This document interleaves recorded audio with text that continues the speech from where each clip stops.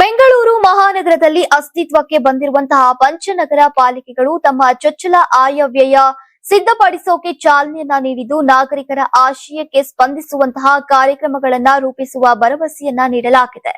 ನಿಕಟಪೂರ್ವ ಬಿಬಿಎಂಪಿಯನ್ನ ವಿಂಗಡಿಸಿ 5 ಕಾರ್ಪೊರೇಷನ್ಗಳನ್ನಾಗಿ ವಿಂಗಡಿಸಿದ ಬಳಿಕ ಇದೇ ಮೊದಲ ಬಾರಿಗೆ ಆಯಾ ಪಾಲಿಕೆಗಳು ಸ್ವತಂತ್ರವಾಗಿ ಬಜೆಟ್ ಸಿದ್ಧಪಡಿಸುವ ಅಧಿಕಾರವನ್ನ ಹೊಂದಿವೆ. ಈ ಹಿನ್ನೆಲೆಯಲ್ಲಿ ಈಗ ಇತ್ತೀಚೆಗೆ ನಗರಾಭಿವೃದ್ಧಿ ಇಲಾಖೆಯ ಅಪರ್ ಮುಖ್ಯ ಕಾರ್ಯದರ್ಶಿ ಹಾಗೂ ಜಿಬಿಎ ಮುಖ್ಯಸ್ಥರು 5 ಪಾಲಿಕೆಗಳ ಆಯುಕ್ತರ ಸಭೆಯನ್ನ ನಡೆಸಿ ಮಾರ್ಗದರ್ಶನವನ್ನ ನೀಡಿದ್ದಾರೆ. ಇದನ್ನಾಧರಿಸಿ ಕಾರ್ಪೊರೇಷನ್ಗಳ ವ್ಯಾಪ್ತಿಯಲ್ಲಿ ಸಂಗ್ರಹವಾಗುವಂತಹ ಸಂಪನ್ಮೂಲ ಆಧರಿಸಿ ಬಜೆಟ್ ತಯಾರಿಯನ್ನ ಆರಂಭಿಸಿವೆ.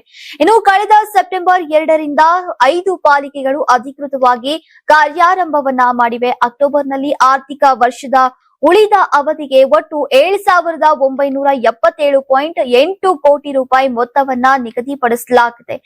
ಇದರಲ್ಲಿ ಪೂರ್ವ ಪಾಲಿಕೆಯ ಅತಿ ಹೆಚ್ಚು 1,766 ಕೋಟಿ ರೂಪಾಯಿ ಅನುದಾನ ಪಡೆದುಕೊಂಡಿದ್ದು, ಉಳಿದಂತೆ ಪಶ್ಚಿಮ ಪಾಲಿಕೆ 1,710.6 ಕೋಟಿ ರೂಪಾಯಿ, ಉತ್ತರ ಪಾಲಿಕೆ 1,599.6 ಕೋಟಿ ರೂಪಾಯಿ, ದಕ್ಷಿಣ ಪಾಲಿಕೆ 1,423.2 ಕೋಟಿ ರೂಪಾಯಿ ಹಾಗೂ ಕೇಂದ್ರ ಪಾಲಿಕೆಗೆ 1,478.4 ಕೋಟಿ ರೂಪಾಯಿ ಹಂಚಿಕೆಯನ್ನ ಮಾಡಲಾಗಿತ್ತು.